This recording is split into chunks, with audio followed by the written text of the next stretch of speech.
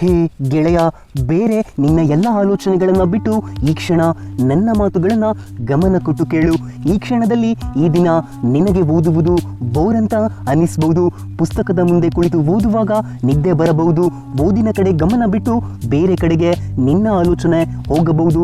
ಆದರೆ ಕೇಳು, ನಿನ್ನ ಮುಂದಿರುವ ಪುಸ್ತಕಗಳು ನಿನ್ನ ಜೀವನದ ದಿಕ್ಕು ತೋರುವ ನಕ್ಷೆಗಳಿದ್ದಂತೆ. ಇವು ಬೋರಲ್ಲ, ಇವು ನಿನ್ನ ಭವಿಷ್ಯ ರೂಪಿಸುವ ಆಯುಧಗಳಾಗಿವೆ. ಪುಸ್ತಕ ಓದುವುದು ಟೈಮ್ ಪಾಸ್ ಅಲ್ಲ, ಇವು ಬದುಕಿನ ತಿರುವುಗಳಾಗಿವೆ. ಗೆಳೆಯ, ನೀನು ಓದದಿದ್ದರೆ ನಿನ್ನ ಕನಸುಗಳ ಬಾಗಿಲು ಮುಚ್ಚಿಕೊಳ್ಳುತ್ತದೆ. ಆದರೆ ಗಮನ ಕೊಟ್ಟು ಓದಿದರೆ ಜೀವನ ನಿರೀಕ್ಷೆಯನ್ನ ಮೀರಿ ಬದಲಾಗುತ್ತದೆ. ಮೊದಲು ನೀನು ಅರ್ಥ ಮಾಡಿಕೊಳ್ಳಬೇಕಾಗಿರುವುದು ಏನೆಂದರೆ, ಅದು ನೀನೇಕೆ ಓದಬೇಕು ಅನ್ನೋದು ನಿನಗೆ ಸ್ಪಷ್ಟವಾಗಬೇಕು. ಏಕೆಂದರೆ ಈ ಓದು ನಿನ್ನ ಜೀವನವನ್ನ ಎತ್ತಿ ಹಿಡಿಯುವ ಹಕ್ಕಿಯಂತೆ. ಈ ಓದು ಬಡತನದಿಂದ ಹಿಡಿದು ಬದುಕಿನ ಉನ್ನತತೆಯವರೆಗೆ ಹಾದಿ ಮಾಡಿಕೊಡುವ ಸೇತುವೆಯಾಗಿದೆ. ಈ ಓದು ನಿನ್ನ ತಂದೆ ತಾಯಿಯ ಕನಸು ಎಂಬುದನ್ನು ಮರೆಯಬೇಡ. ಈ ಓದೇ ನಿನ್ನ ಮನೆಯ ಬೆಳಕು, ನಿನ್ನ ಕುಟುಂಬದ ಗೌರವವಾಗಿದೆ. ನಿನ್ನ ಮುಂದಿರುವ ಅವಕಾಶಗಳನ್ನು ಎಂದಿಗೂ ಹಾಳು ಮಾಡಿಕೊಳ್ಳಬೇಡ. ನೀನು ಓದದೆ ಹೋದರೆ ಇಷ್ಟು ದಿನದ ಶ್ರಮವೆಲ್ಲ ವ್ಯರ್ಥವಾಗಿ ಹೋಗುತ್ತದೆ.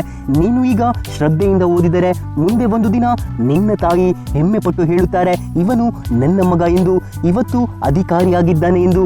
ನಿನ್ನ ತಂದೆ ನಿನ್ನನ್ನ ಹೆಮ್ಮೆಯಿಂದ ನೋಡುತ್ತಾರೆ, ನನ್ನ ಮಗ ನನ್ನ ಕನಸನ್ನ ನಿಜಪಡಿಸಿದನು ಎಂದು.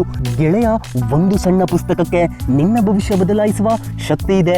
ಒಂದು ಅಧ್ಯಾಯ ನಿನ್ನ ಜೀವನಕ್ಕೆ ತಿರುವು ಕೊಡಬಹುದು. ನಿನ್ನ ಮುಂದೆ ಅನೇಕ ಸ್ಪರ್ಧೆಗಳು ಬರುತ್ತವೆ, ಆದರೆ ಬರುವ ಸ್ಪರ್ಧೆಗಳನ್ನೆಲ್ಲ ಎದುರಿಸಲು ಸರಿಯಾದ ತಯಾರಿ ಮಾಡಿಕೊಂಡಿದ್ರೆ ಯಾವುದೇ ಸ್ಪರ್ಧೆಗೂ ನೀನು ಹೆದರಲ್ಲ. ಅದನ್ನ ಎದುರಿಸುತ್ತೀಯ.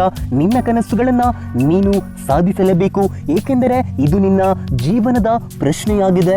ಈಗ ನೀನು ಓದಲೇಬೇಕು, ಏಕೆಂದರೆ ಮುಂದಿನ ಜೀವನದಲ್ಲಿ ಅನೇಕ ಜವಾಬ್ದಾರಿಗಳಿವೆ. ಓದುವುದರಲ್ಲಿಯೇ ನಿನ್ನ ಗೌರವವಿದೆ, ಇದರಲ್ಲಿಯೇ ನಿನ್ನ ಶ್ರೇಷ್ಠತೆ ಅಡಗಿದೆ. ನೀನು ಆಸಕ್ತಿಯಿಂದ ಕಷ್ಟಪಟ್ಟು ಓದಿದರೆ ಇಂದಿನ ನಿನ್ನ ಅಶಕ್ತತೆ ನಾಳೆಯ ಶಕ್ತಿಯಾಗುತ್ತದೆ. ಇಂದಿನ ನಿನ್ನ ಶ್ರಮ ನಾಳೆಯ ಗೆಲುವಾಗುತ್ತದೆ. ನೀನು ಓದಿದರೆ ನಿನ್ನ ಹಳ್ಳಿಯ ಹೆಸರನ್ನ ಹೊರಗಿನ ಸಮಾಜಕ್ಕೆ ಪರಿಚಯಿಸಬಹುದು. ನೀನು ಓದಿದರೆ ನಿನ್ನ ಮನೆಯ ಗೋಡೆಯ ಮೇಲೆ IAS, KAS, lecturer, bank officer, scientist, engineer, teacher ಎಂಬ ಹೆಸರು ಬರೆಯಬಹುದು. ಈಗ ನೀನು ಓದಿದರೆ ಮುಂದೆ ನಿನ್ನ ಕುಟುಂಬದವರಿಗೆ ಹೆಮ್ಮೆ ಪಟ್ಟು ಹೇಳಬಹುದು, ನಾನು ಆಗ ಕಷ್ಟಪಟ್ಟು ಓದಿದ್ದರಿಂದಲೇ ಇವತ್ತು ನನ್ನ ಜೀವನ ಉತ್ತಮವಾಗಿದೆ ಎಂದು. ಇದು ಕೇವಲ ಓದಿನ ಪ್ರಶ್ನೆ ಅಲ್ಲ, ನಿನ್ನ ಕನಸುಗಳ ಪ್ರಶ್ನೆಯಾಗಿದೆ. ನಿನ್ನ ಮನೆಯ ಆಮಿಷಗಳಿಗೆ ಉತ್ತರವಾಗಿದೆ. ನಿನ್ನ ಹೆಸರಿಗೆ ಗೌರವ ತಂದುಕೊಡುವ ಶಕ್ತಿಯಾಗಿದೆ. ಆದ್ದರಿಂದ ಗೆಳೆಯ, ಓದು ಓದು ಓದುವೆನು ಅಂತ ಈ ಕ್ಷಣ ನಿರ್ಧಾರ ಮಾಡು. ನಿನ್ನ ಮನಸ್ಸಿನಲ್ಲಿ ಓದಿನ ಬೆಂಕಿಯನ್ನು ಹಚ್ಚು, ಏಕೆಂದರೆ ನಿನ್ನ ಓದಿನ ಮೇಲೆಯೇ ನಿನ್ನ ಭವಿಷ್ಯ ನಿಂತಿದೆ.